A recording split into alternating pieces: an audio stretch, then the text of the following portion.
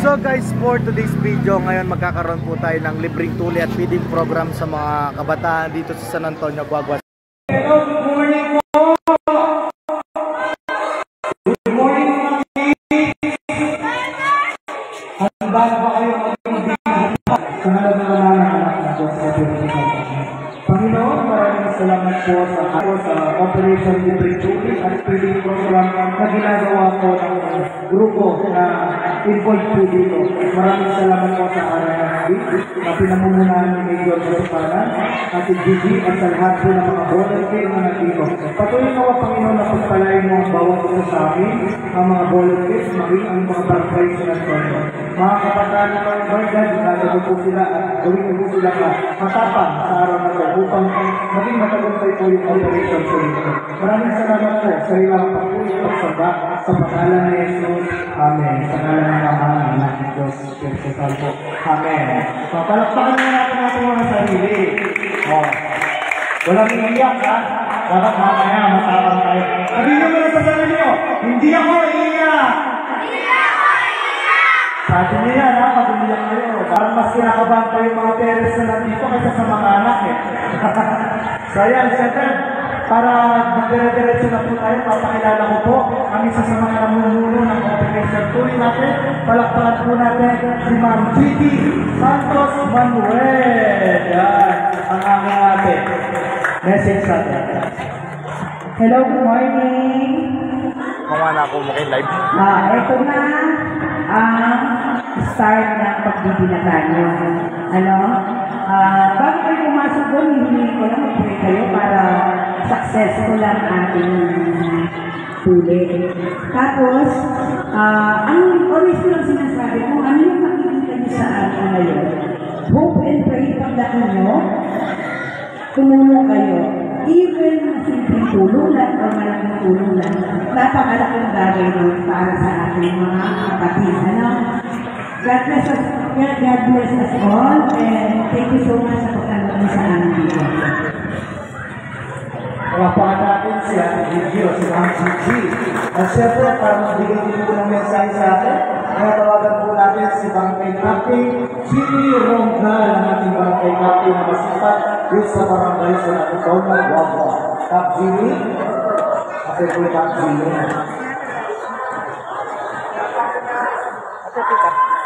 Tagal na mo, ay. Tagal na. Okay, so, babalikan na po natin siya.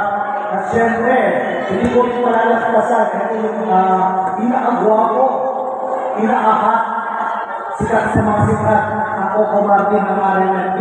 Palakpakan po natin si Major Ryan Kasubana ng ating Operation Tuli.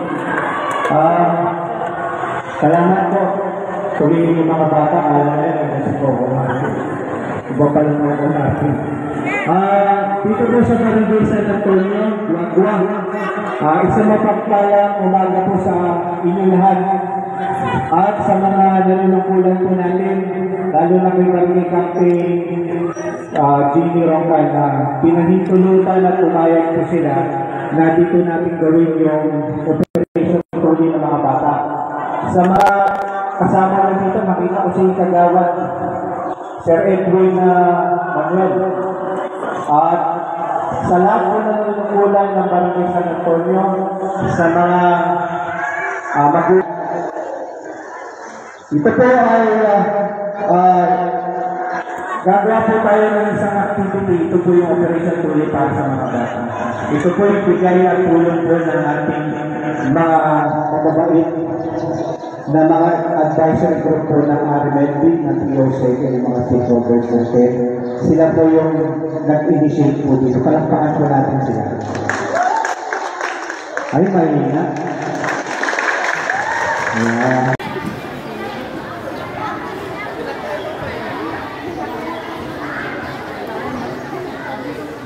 Kasama po natin si Ate Gigi, ang isa sa mga advisory president ng RMFB.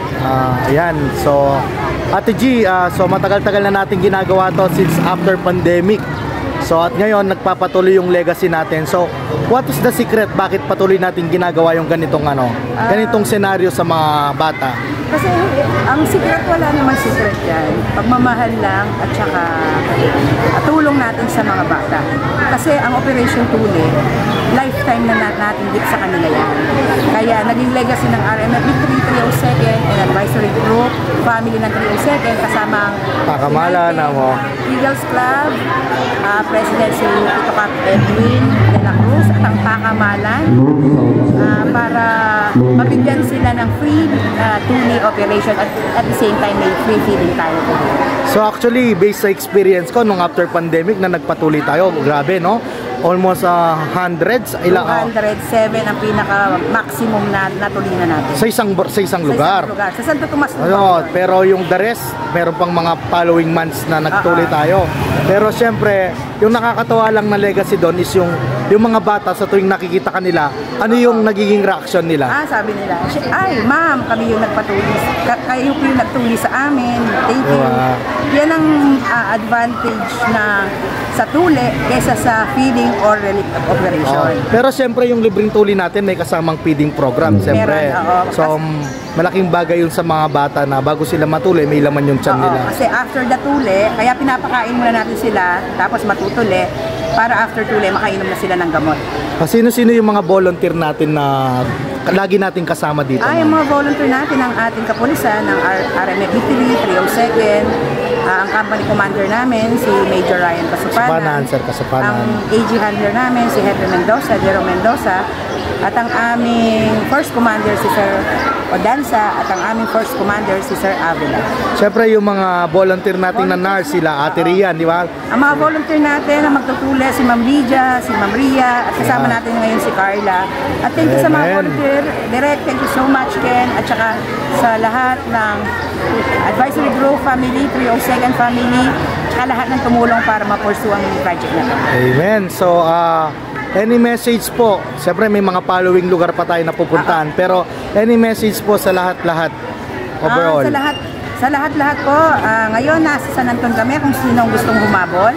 Tapos July 11 nasa Natividad po kami, 8 AM, tapos July 22 nasa Maquiapo po kami. So bakit parang nagiging teary-eye ka ngayon natin? Alam mo naman ako, Ronel, kahit ang tapang-tapang at maldita medyo ako, pagdating ng out-of-station medyo totoo yan. Soft-hearted si Tita Gimo, si Mariosep. Buti na nga ngayon, hindi na nga ako umiiyak. Sa bagay, totoo yan. So wala ba tayong pa-dance number? Paggawa mo na sa akin lahat, huwag lang ang sumayaw. Siyempre, salamat din kay Kuya Eric, kay Prince, siyempre yan. Nag-aaral din ng police si Prince. So yan, nagsaserve na po. Maraming salamat, Ate G. Thank you po. Siyempre yan, si M. Siyempre Sir Albert, yan. Albert Manuel, ayan po. Kasama po natin mga volunteer. Yan po. So, ano masasabi po ninyo ngayon? Maraming tao. Tsare. Yan. Akala ko sasabihin mo, maganda ako. Amen. Nepo, good for 7 days. Hanggang medyo malamig nepo, ituloy ito ang 7 days. Bakit po? Kasi hindi kaya ba? Oo, siguro na magagawa tapos nila ko yan kung kailangan mo. Kahit nagiging story sa lahat mo naman. Itong sa gano'n sa nila, lalo ito ang gano'n. Por kami mo kung mas kasi mas malas na pura ang bakterya dahil nakita ko tayo. May ano, nepo, nepo. Sila niya po, doon antibiotic. Sila niya po. So yan, si Kuya, success ang kanyang... Number 1 ka ba, Kuya? Number 1? Number 1. Ano masasabi mo? Successful ka ng binata ka? Congrats!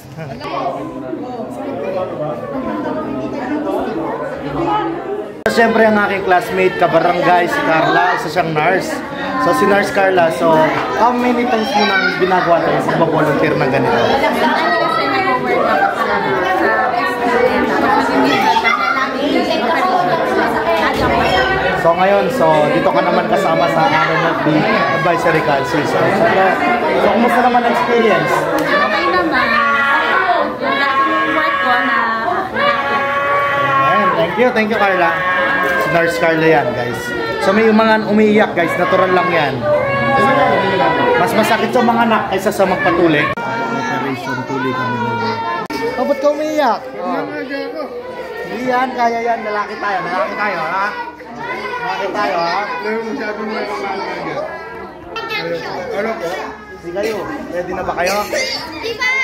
Bakit hindi ready? Sige yan.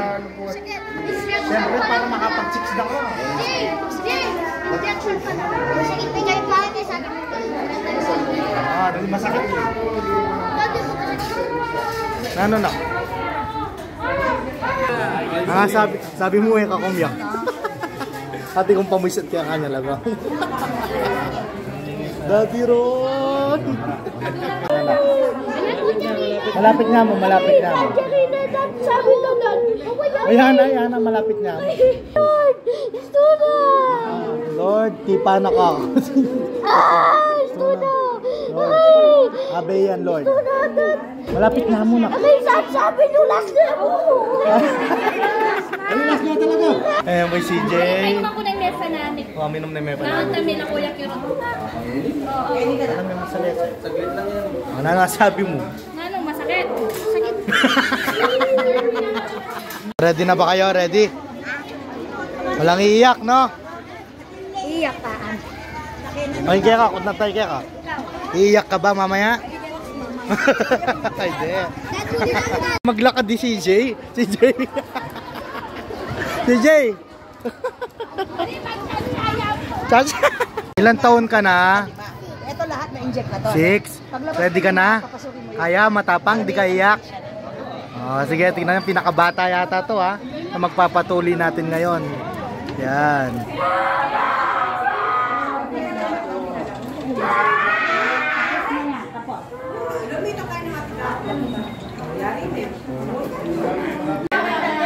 Ate Ria, kumusta ka dyan? Interviewan natin si Ate Ria. Ate Ria, ilan na yung mga natuli mo, all in all? For today. Di mo nabibilang? Hindi nagsasalita. Dito. Tita Lydia, okay ka lang po dyan? Okay ka lang po? Nagbablog tayo, tita. Kumusta, Tita Lydia? Happy, Tita Lydia. Sir, ikaw ba ilang taon ka nung dumaan tayo sa ganyan? 12, wala. Kasi sir, ikaw sir, ilang taon? Pero, di ba? Umiyak ka ba, sir? Hindi. Hindi ka naman kumanta. Yan si Sir Rapal, isa sa ating mga masisipag na RMFB sa ating mga kapulisan dyan sa 302nd, Pampanga yan. Siyempre kasama ang ating mga ibang volunteer. Yan. Masakit ba? Matapang to. So yan guys, ito yung mga tools na ginagamit natin sa pagtutuli. Yan, so nililinis ni Tol Jeng.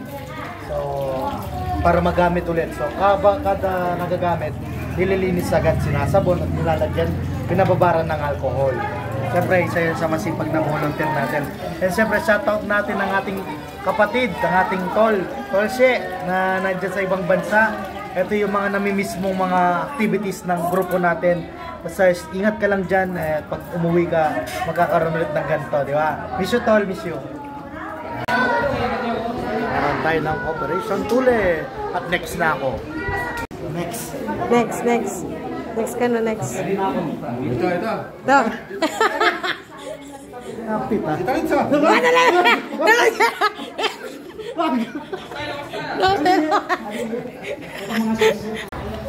Fritz, anong edad ka nung nagpatuli ka? 8 years old. 8 years old. Umiyak ka ba nun? Ikaw tuli ka na ba? Yung may nga gang manuli ka na we. Ikaw tuli ka na ba? Oo, sabay tayo, di ba? Pati nga ng dila labas. Oo, tuli na nga. Kasi namumuti na eh. Hi sir. So yan guys, break time. So ngayon lunch muna ng ating mga volunteers yan. Ate Ria, kanina naka face mask, ngayon hindi na. Yan. Kita nyo na yung ganda ni Ate Ria. A few moments later. So next na sila magpapatuloy. Tatakot ba kayo? Alivio. Hindi. Iyak hindi. Totoo yan ha. Sabi mo yan ha. Oh, promise. Ganun mo. Promise yan iyak ha. Tingnan natin, deal natin yan. Ikaw, next ka na. Hindi ka iyak. Ano yan ha. Anong message mo? Kaya ko to, amo, kaya ko to. Kaya yan.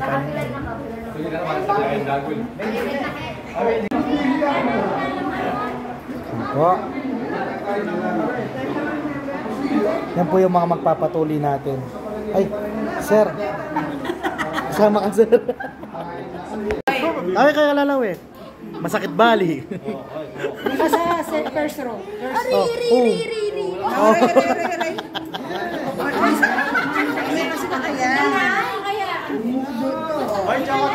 Tayo mo kay Liana ko, oh. Kay Liana. Natapang ngayon, natapang. Nasabi na.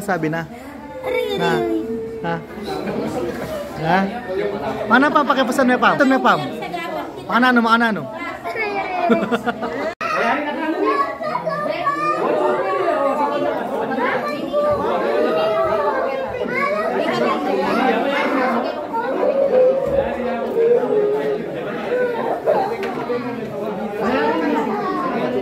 Si Kel ay 8 years old. So, masakit ba, Kuya Kel? Ano sasabihin mo ngayon? Matapang ako, kamo. Dali. Yan. Diba? Getcho? Mami, yung kamay ka! Kaya mo. Hawak namin yung kamay mo! Si Pancho ay matapang.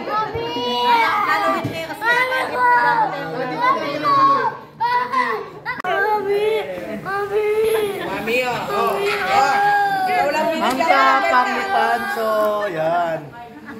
Jopan. Kumusta ka na? Pancho, kumusta ka na? Kaya mo yan, anak. Malapit na matapos na. Malapit na matapos. No. Kiss mo, malapit na matapos. Iyak mo na, iyak. Malapit na matapos. Malapit na. Malapit. Tapos na. Lilinisin na lang, lilinisin. Ang galing. Babalutin, ang galing.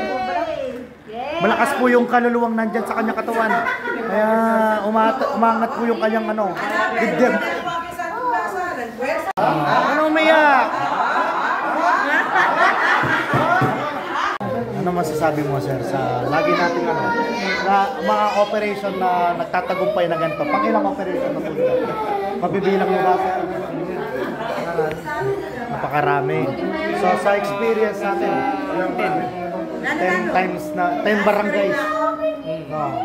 Pero overall nasa thousands yung mga natulog. Kasi sa tutumas lang 300. Kaya ngayon, nung umuwi tayo ng big, parang di na ako makalakad. So, kumusta yung experience ng mga ganitong operation? Kasi nakakatawa. Yung mga pinagdaanan din natin to. Thank you, yes, si Sir. Jollibee, kanya na yung kuya. Yay! O, Yarine, o. Diba, o, Yarine. O, yay! Yay! Kalakalali. Kalakalali, o. Kalakalali. O, yay! Tulad mo na yung salon mo. Oh, masakit! Masakit! Tapos may short na. Ay, natang previous na! Ito po yung last. Dahil yung kaya. Libre. Koy, kayo na. Medyo mas kupi yung short na yun, Koy. Nako-mentally. Pag-iyo mo yan. Smile ka, smile. Yay! Masarap po, men. Emre ko yun.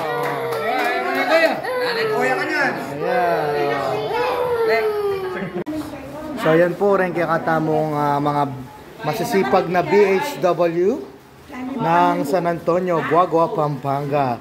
So ano pong masasabi nyo ngayon na natapos na ang ating Operation Tuli? Yes, syempre. May isa din na kasama. Yeah. Oh, masarap po yung ano ba yan? Sale manok. Ano kasing tawag sa Tagalog yun? May tawag sa Tagalog yung sale manok kaya katamo Kapampangan eh. At saka yung piritong labya. Isda. Iba yung tinola. Nanay, tagal namin hindi nagkikita ni nanay. Yan. So yan guys, mga kasangga, natapos na po ang ating operation. Tuloy, syempre nagbabalik ang pinakamagandang puso. So yun, ilan po yung natuloy natin ngayon, Ate G? 75 patient. 75 patient. Pera pa yung mga nag-back out, no? At saka yung mga hindi pa... Yung mga nasa ibang lugar. Tsaka yung hindi pa kapos yung... So, pinauwi natin sila dahil pilit sila kasi. So, ngayon, nakita naman natin yung haggardness ng itsura ng mukha. Pero, ano yung joy na binibigay nito sa puso mo? Yun nga. Kasi sabi ko nga, hindi naman yung taker yung nagbibigay. Ay yung sumasaya. Mas masaya kami kasi nakapag-accomplish kami ng mission ngayon na lifetime na magiging gift sa mga bata. Yun naman yung purpose namin, yung makatulong at makapagpasaya sa mga kabalan po. So kahit ulitin ko yung tanong, sino po yung mga dapat nating pasalamatan sa ating nangyaring Operation Tuli ngayon? Una ang RMFB 302nd. Tapos yung advisory group, Kamalan Group, Pampanga United Eagles Club, San Antonio, Pampanga Organizations, BHW ng San Antonio. Thank you po sa suporta. Hindi nyo kami iniwan to the last minute. At thank you po sa mga parent na nagtiwala sa amin, sa mga kids na nagtiwala po sa amin. Maraming salamat po.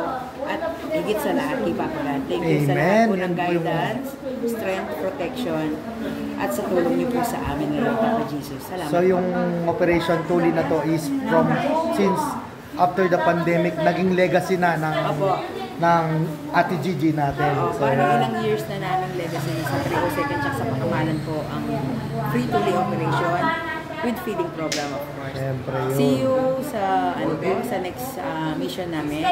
Natividad. July 11, 2024, 8 a.m. at Natividad, Cuauhtémoc, Pampanga. And July 21 at Barangay Maquiapo. So yun. Siyempre maraming salamat po. And siyempre from Kasangga Black, Derek Rondy Macali, to God be all the glory. Yay! So it's merienda time. Yan, merienda time. Yan, siyempre, ang ating volunteer nurse na talagang walang sawa. Yan, maraming salamat guys. Thank you.